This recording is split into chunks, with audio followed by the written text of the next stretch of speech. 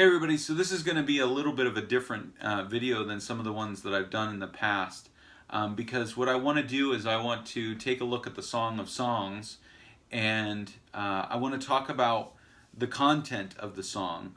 And so although you can't see it, I have behind the camera the whole text of the Song of Songs, and I'm going to read it. And obviously I don't have a woman's voice, so when I'm singing the women's parts, it's not going to make a whole lot of sense coming out of my mouth. But I want to look at the whole book, and I want to talk about how it hangs together and what I think is going on in the Song of Songs. So this is called the Song of Songs, which is Solomon's. I think in this case it's actually being sung to Solomon. And the main singer is the bride, or the loved one. She calls herself the Shulamite at one point, which is just a female version of the word Solomon. I have a theory, and I hope that as we break this out, you'll see how it fits, how it makes the book work. I have a theory that this is the voice of the daughter of Pharaoh, who Solomon marries in 1 Kings chapter 3. And then after he's constructed his house, he moves her out to her own home. And I think that this is written after that period. I think it's at the end of Solomon's life. And she is recalled into his presence, into the physical relationship with Solomon. And so I think that's the dynamics at work. So she then sings to her beloved, or the king, or the shepherd, or the husbandman. I think it's one person. I think it is Solomon. And I think that she's singing to him. She is singing as she's going to their bedchamber. She's preparing for the time that she will once again go to his bedchamber. And in that period, there are a number of vignettes in which he speaks. And these occur mostly, I think, in dream sequences. I think that this was presented on stage, and there would have been the voice of the main woman, the bride. Then there would have been the voice of the beloved.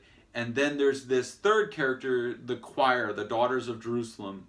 And I think these are meant to represent the royal wives and the concubines of Solomon, many of whom the daughter of Pharaoh had probably cared for most of their lives. That was what a chief wife would have done in a monarchy in that period. So I'm gonna read through it, and as I do, I'm gonna do a running commentary. I have no idea how long this video is gonna go. But it may very well go sermon length, and that's okay if it does. So, the Song of Songs, which is Solomon's, and again, this is sung for Solomon. I think that's what it does. And this opening line in chapter 1, verses 1 through 4, listen how she speaks to the audience, and then she speaks to the king. Let him kiss me with the kisses of his mouth. For your love is better than wine. Your anointing oils are fragrant. Your name is oil poured out, therefore the maidens love you. Draw me after you, and let us run. The king has brought me into his chambers. And then the women, the daughters of Jerusalem, the choir sings, we will exult and rejoice in you. We will extol your love more than wine.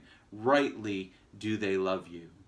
And so they look at her, and she says these things. She says, let him kiss me with the kisses of his mouth. She remembers what it was like to be kissed. She remembers what it's like to smell his presence there with her, and to be loved by him.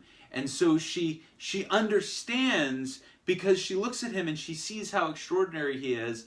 She understands why other women are attracted to him. But then she says, draw me after you, speaking to him, let us run. The king has brought me into his chambers. So I've been summoned back. I'm going back again. And the daughters of Jerusalem, they sing, we rejoice with you. We exult. This is your thing. You have been waiting for this, and so you're being restored. And I think that's extraordinary. Then she gives us clues, I think, as to who she is. And I think that this passage really indicates a vast majority of what she is. She says in verse 5, I am very dark but lovely. O daughters of Jerusalem, like the tents of Kedar, like the curtains of Solomon, Do not gaze at me because I am dark, because the sun has looked upon me. My mother's sons were angry with me. They made me keeper of the vineyards, but my own vineyard I have not kept. Tell me, you who my soul loves. Now she's speaking to her king again. Where you pasture your flock, where you make it lie down at noon. For why should I be like one who veils herself beside the flocks of your companions? And she uses two metaphors two poetic forms to describe her relationship with the king.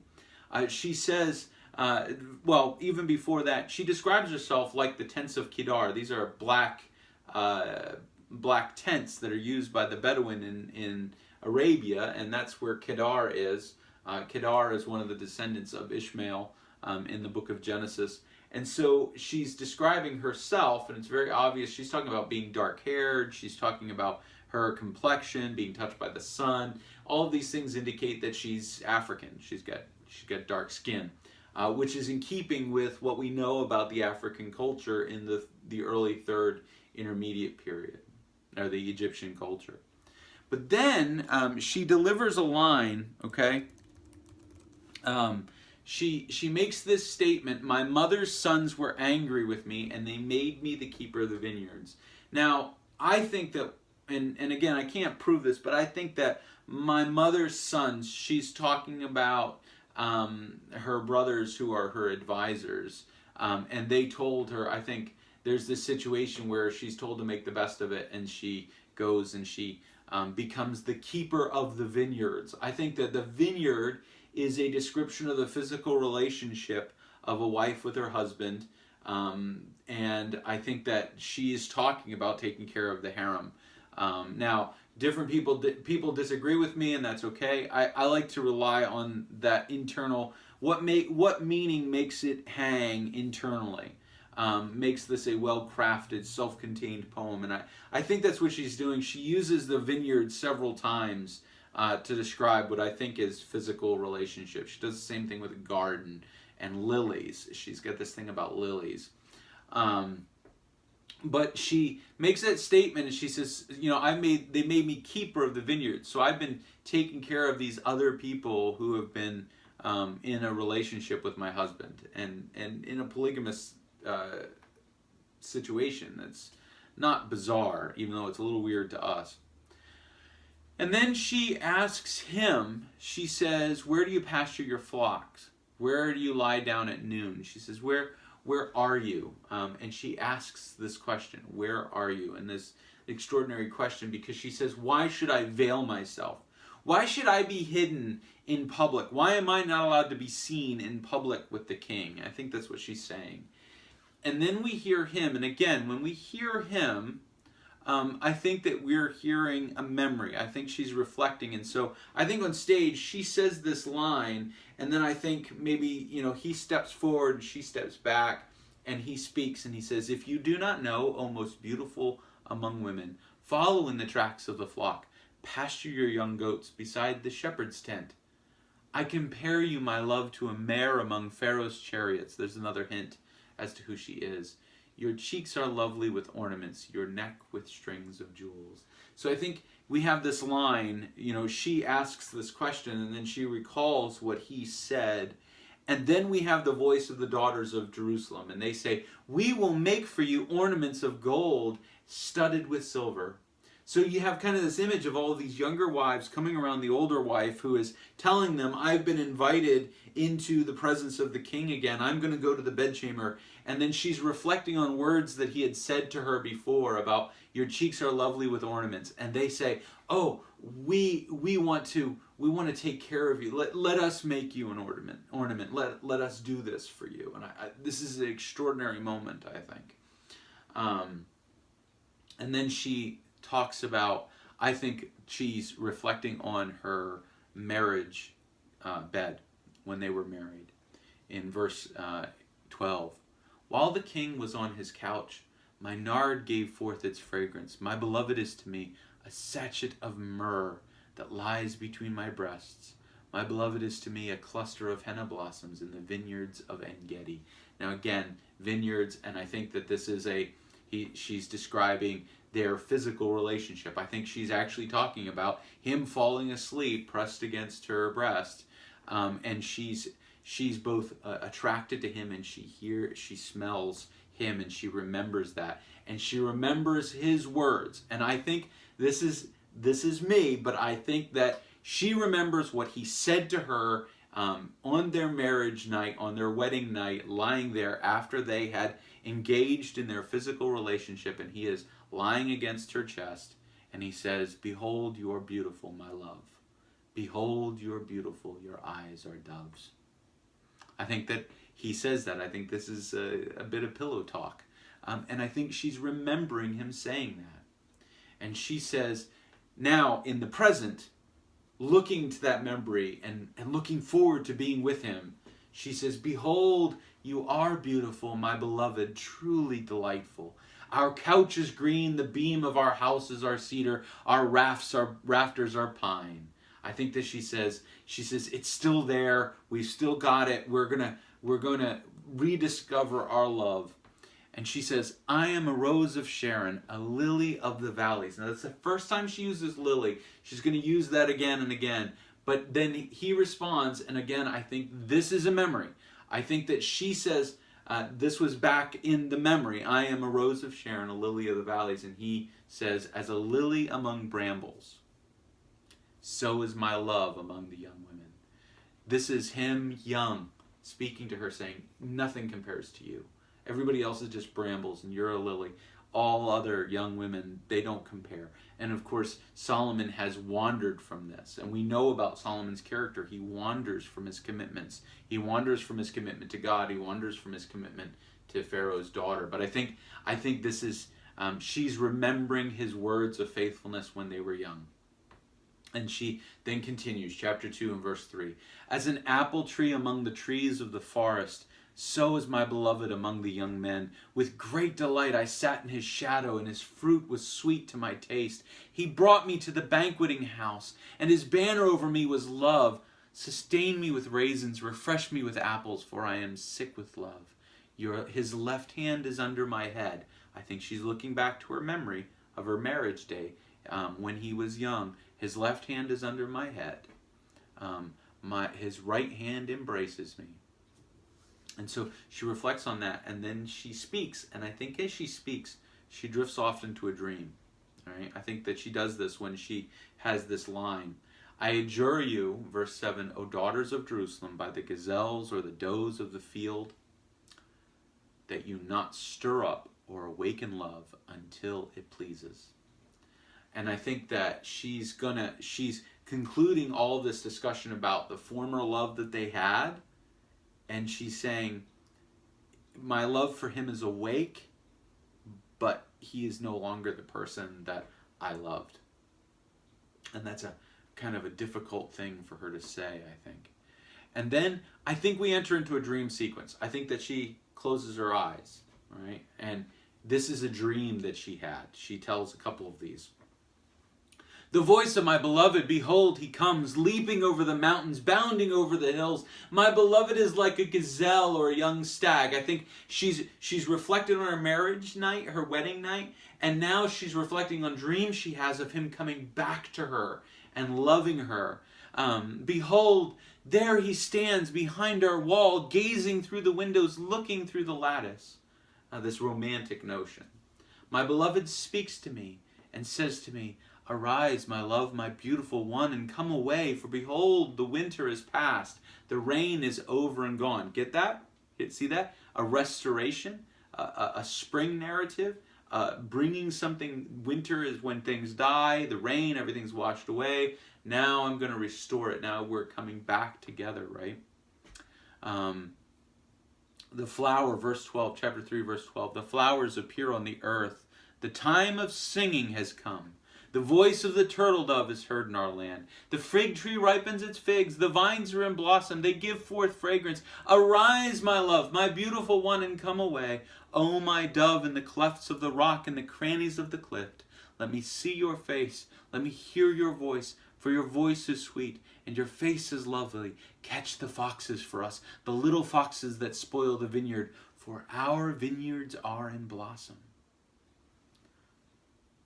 So she sings this song, you know, and she's remembering this, and then she says, "My beloved is mine, and I am his. He grazes among the lilies, until the day breathes and the shadows flee.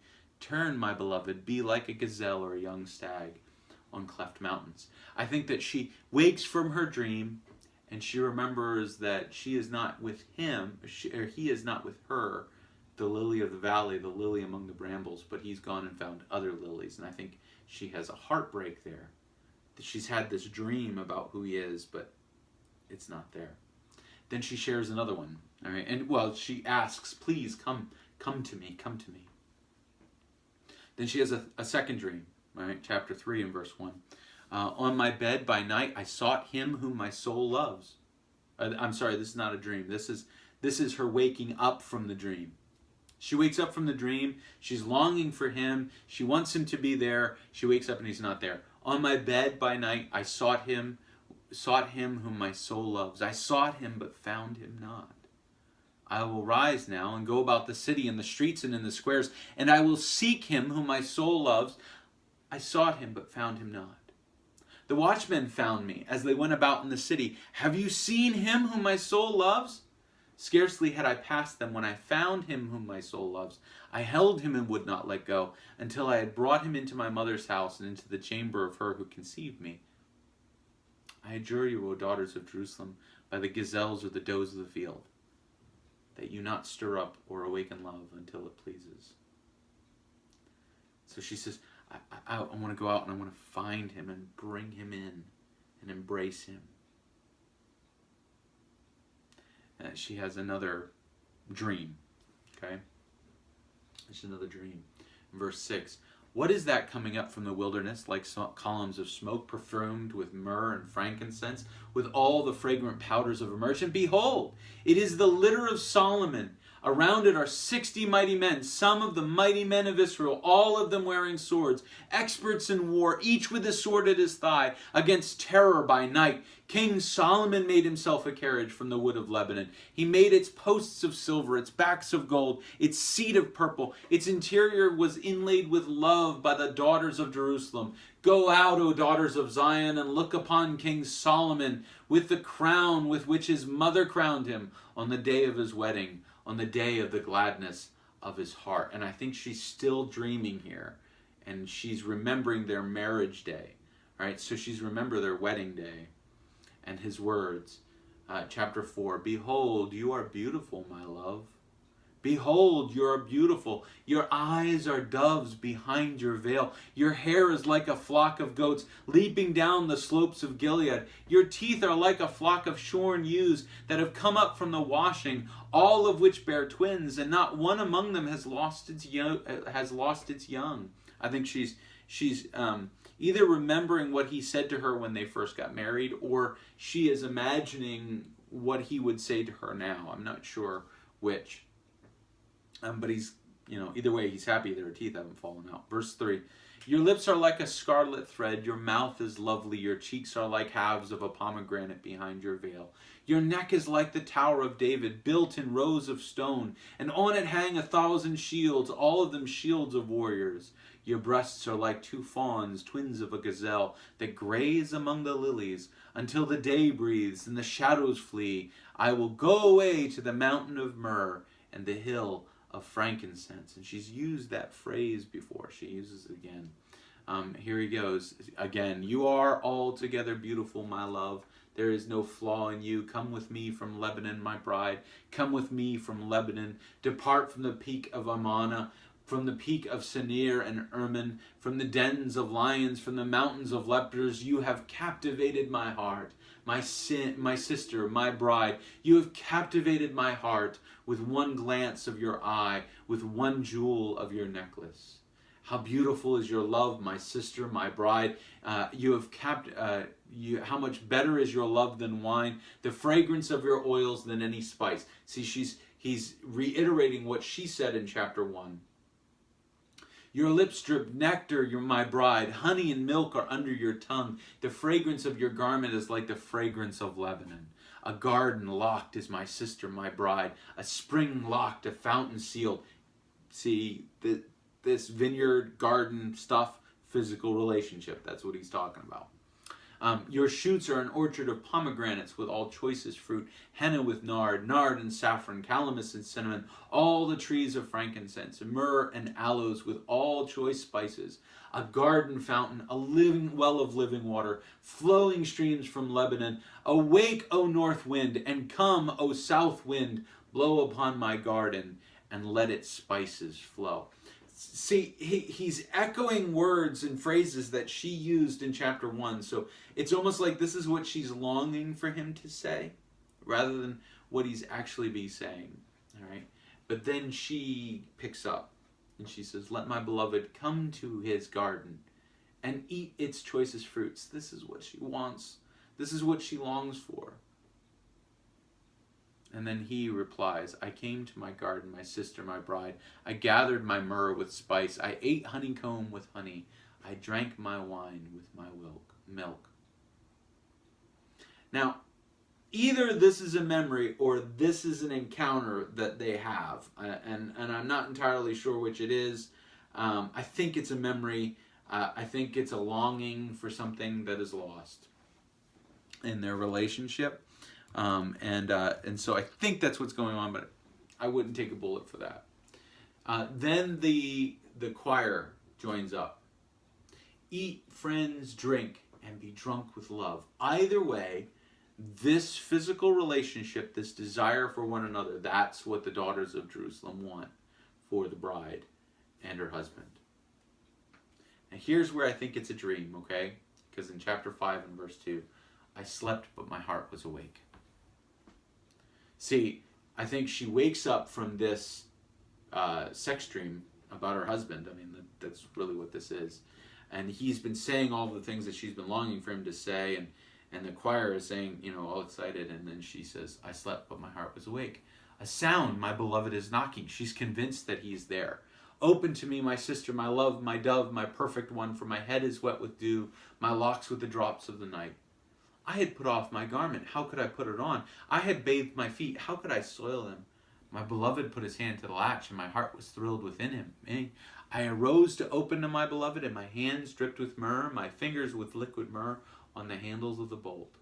I opened to my beloved, but my beloved had turned and gone, and my soul failed me when he spoke. I sought him, but found him not. See, it was a dream. He wasn't really there. I called him, but he gave no answer. The watchmen found me as they went about in the city. They beat me, they bruised me, they took away my veil. Those watchmen of the wall, I adjure you, O daughters of Jerusalem, if you find my beloved, that you tell him I am sick with love. What is your beloved more than another beloved? Oh, beautiful, almost, and this is the choir then sings. What is your beloved more than any beloved? Oh, most beautiful among women. What is your beloved more than any other beloved, and than another beloved, that you thus adjure us? What makes him so special, they say. And here's her response. And she describes her husband, and she gets into it. My beloved is radiant and ruddy. Now, David was described as ruddy, so Solomon's got a little bit of his dad in him. Distinguished among 10,000. His head is the finest gold. His locks are wavy, black as a raven. His eyes are like doves beside streams of water bathed in milk, sitting beside a full pool. His cheeks are like beds of spice, mounds of sweet-smelling herbs. His lips are lilies dripping liquid myrrh. His arms are rods of gold set with jewels. His body is polished ivory, bedecked with sapphires. His legs are alabaster columns set on bases of gold. His appearance is like Lebanon, choice as the cedars. His mouth is most sweet, and he is altogether desirable. This is my beloved. This is my friend, O daughters of Jerusalem. Well, where is your beloved gone? They say, chapter 6, after he describes her. They're all like, whoa, O most beautiful among women. Where has your beloved turned that we may seek him with you? So this is all of her longing for him.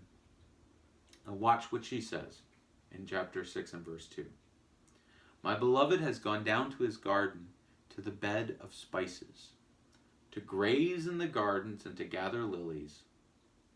But I am my beloved's, and my beloved is mine. He grazes among the lilies. I think that here she's using the garden and the lilies to describe his relationship with all the other women. That's where he is. He's off here. He's no longer in my garden. He's off in his garden. He's got all of this stuff going on. And then I think she hears his voice. And I think this is where we get into kind of a gray area of, is this what's happening or is this what she hears? You are beautiful as Tirzah, chapter 6 and verse 4. My love, lovely as Jerusalem, awesome as an army with banners. Turn away your eyes from me, for they overwhelm me. Your hair is like a flock of goats leaping down the slopes of Gilead. This is him. He's saying this again. He's describing herself again. Your teeth are like a flock of ewes that have come up from the washing. All of them bear twins. Not one among them has lost its young. Your cheeks are like halves of pomegranates. Does this sound familiar? This is what he said when in chapter 4. Behind your veil there are 60 queens and 80 concubines and virgins without number. My dove, my perfect one, is the only one of her mother, pure to her who bore her. The young women saw her and called her blessed, the queens and concubines also, and they praised her. Who is this who looks down like the dawn, beautiful as the moon, bright as the sun, awesome as an army with banners? I think this is actually Solomon. I think that before, in chapter 4, she is dreaming that he will say this, and in chapter 6, he actually is saying it. I think that she has been waiting for him, and this is the moment when he actually appears. She looks down, she says he's down in the garden, he's seeking all these other loves, and then he steps up, and he begins this "you are beautiful" thing. And then verse 11, chapter 6, verse 11, I went down to the nut orchard to look at the blossoms of the valley, to see whether the vines had budded, whether the pomegranates were in bloom. Before I was aware, my desire set me among the chariots of my kinsman, a prince. I think this is her. I think that they encounter one another. She says to him, I just came down to check on the girls, all right? And he has given this whole thing about his love. And then the daughters of Jerusalem saying, Return, return, O Shulamite. Return, return, that we may look upon you. This is the only place this word, Shulamite, appears, is in this verse. I think that they say to her, now is the time. Now is the return. Now is the redemption. Now you are restored to your husband. And he says in verse 13, why should you look upon the Shulamite as upon a dance before two armies? He says, you look at her and you're calling to her. Why are you calling to her? She's mine.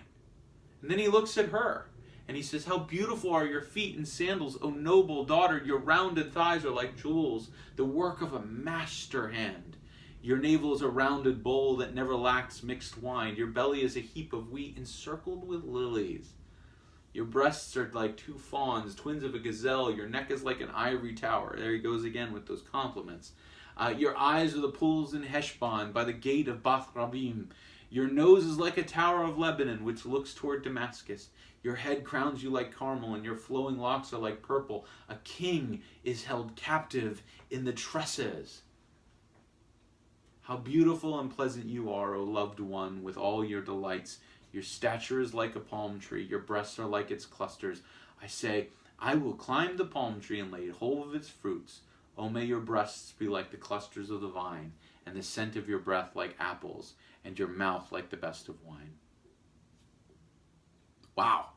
I think that she goes down to check on the harem. He is there, and he sees her, and all the feelings of the past that she has been remembering in the first half of the poem are revived. And here he is. And he says to her, he says, I'm looking at you. And lady, I don't know what I've been missing. I don't know what's up with me. And she answers with just this great line. It goes down smoothly for my beloved, gliding over lips and teeth.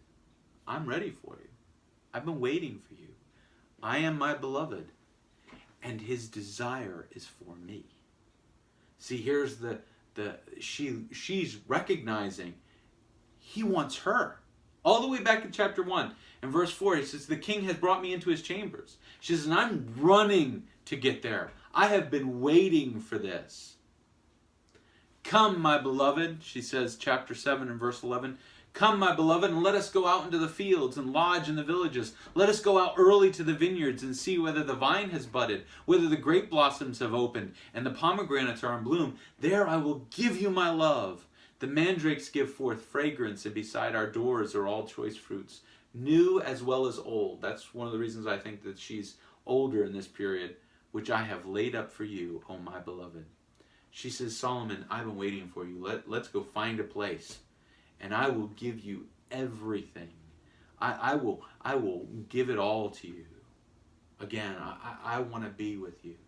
Chapter 8, oh, that you were like a brother to me who nursed at my mother's breasts. If I find you outside, I would kiss you, and none would despise me. I would lead you and bring you into the house of my mother, she who used to teach me. I would give you spiced wine to drink and the juice of my pomegranate. His left hand is under my head, and his right hand embraces me. She's picking up that line again. She's used that line before. All right. I adjure you, O daughters of Jerusalem. This time she utters this not as a warning, but rather as a reality. She says, do not stir up or awaken love until it pleases. She goes, I've been holding on to this love, and now here it is. Who is that coming from the wilderness, leaning on her beloved, she says? Under the apple tree I awakened you, and there your mother was in labor with you, and there she who bore you was in labor. Set me as a seal upon your heart, as a seal upon your arm. For love is strong as death, jealousy is fierce as the grave. Its flashes are flashes of fire, the very flame of the Lord. Many waters cannot quench love, neither can floods drown it. If a man offered for love all the wealth of his house, he would be utterly despised. She says to him, I've been waiting for this all of your life. Here I am. Here I am. Now the choir joins in. They sing their part.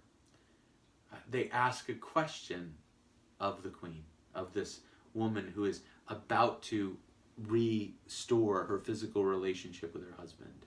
As she flees off, as she and her groom, her beloved, they're rushing off to find a place, all right, literally going to find a room. In chapter 8 and verse 8, we have a little sister, she has no breasts. In other words, we have a little sister, she's not sexually mature yet. What shall we do for our sister on the day when she is spoken for? What should we tell her when a husband comes? I mean, knowing all of your heartache, knowing all of your difficulty, knowing all of your pain, what should we tell her? If she is a wall, we will build on her a battlement of silver. But if she is a door, we will enclose her with boards of cedar. What should we do? Should we tell her to be a wall and keep the men out, keep love out? Or should she be a door and allow love in? And chapter 8 and verse 10. I was a wall, she says, the bride says. My breasts were like towers. Then I was in his eyes as one who finds peace. Solomon had a vineyard at Baal-Hamon. He let out the vineyard to keepers. Each one was to bring for its fruit 1,000 pieces of silver. My vineyard, my very own, is before me, and you, O Solomon, may have the 1,000. She says, Solomon, it doesn't matter what you did. I love you, and my vineyard is yours. My garden is yours. My body is yours. That's what she's saying to him. You, O Solomon, may have the 1,000, and the keepers of the fruit 200. Then I think he steps up and he grabs her. They're literally getting ready to slip around the corner and get it on. He looks at the audience and he says in verse 13, "O you who dwell in the gardens, with companions listening to your voice, let me hear it."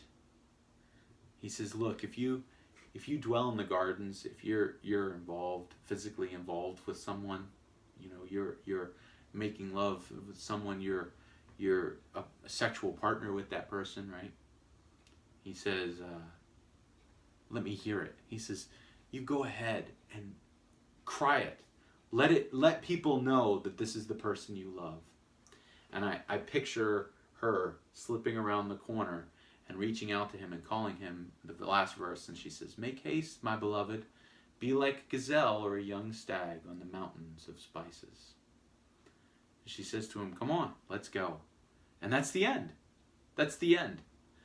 So I think that we have this amazing image of this older woman, all right? And she tells the listening audience, I'm getting to go back into the bedchamber of the king. And then she recounts her memories and her longings and her desire toward her husband. And then we have him appearing on stage, and they recount what actually happened, this encounter that they have, and the rekindling of that love. And it ends with them going off into the back to consummate that love. And him saying, this is what it's worth. This is what life is worth. And her saying, and everybody else saying to her, we can't believe you waited, but we're so happy for you that you have found his love again. And I think that this, more than anything else, is a reflection. I think that the singer, the woman, is an unbelievably strong character who seeks to honor her marriage covenant with her husband. And she has grown this tremendous love for a man who has given her nothing but heartbreak. And this love is so extraordinary that she is caring for the other vineyards, and that she is aware of everything that's going on, and yet she is so willing to embrace him. And then finally she receives the fruit of all that she's been seeking after. She finally is there with him, and he notices her, and the veil falls away, and all of that old love and attraction and desire is revealed in his eyes, and she immediately sees it, and it is what she has been longing for. It is what she has been waiting for, and she just falls into it, and he falls into it. And this is an extraordinary message, I think, of the chesed of the Lord, the loving kindness, the long-suffering toward us, his endless love. That though we, like Solomon, have wandered off into 1,000 other gardens, his love and his desire is always toward us. And when we see him and we return to him, it is this great moment of joy for him to once again have us in his, again, under the banner of his love. And so I think that's what's going on with the